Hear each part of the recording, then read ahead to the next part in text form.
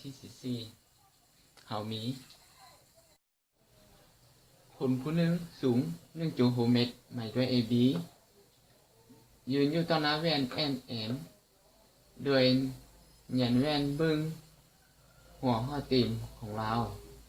รู้ว่าระยะห่างเตะตาหาจอมหัวเท่า10 เซนติเมตรดังนั้นจัดการสะท้อนแสงแล้วจะเกิดเป็นหูลวนหลังแวงหมายด้วย A ขีด B ขีด P ขีดซึ่ง P ขีดนี้เป็นระดับตาของเราแล้วให้สอหาความสูงของแว่น M และข้อรุ่นสุดของแว่นหาพื้นดินจัดรูปเราจะได้ P กับ P ขีดครึ่งคือเทียบใส่ M จะได้ PM เท่ากับ P ขีด M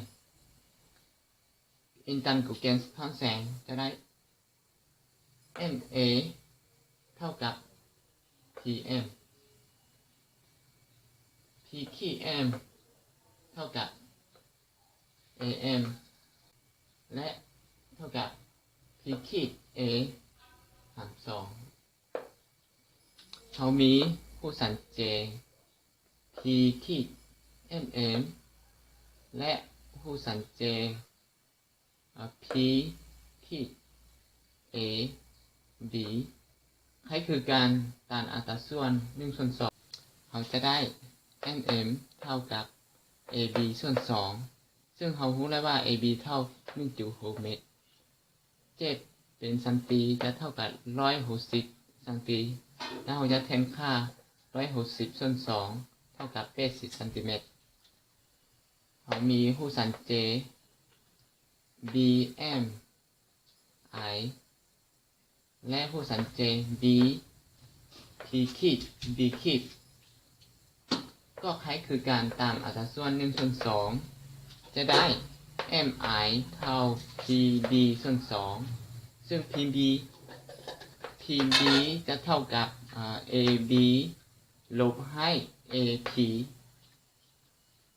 เราจะแทนค่า MI เท่ากับ160ลบ10หาร2จะเท่ากับ150ส่วน2เท่ากับ75ซนติเมตรเมื่อสอหา MM MI เขาบ่ได้อินไซด์ระยะห่างระหว่างคูณและแหว่งดังนั้น MM MI บ่ขึ้นกับระยะห่างคูณและแหว่งสำหรับข้อนี้ก็ได้สิ้นสุดเพียงเท่านี้ขอเข้าใจ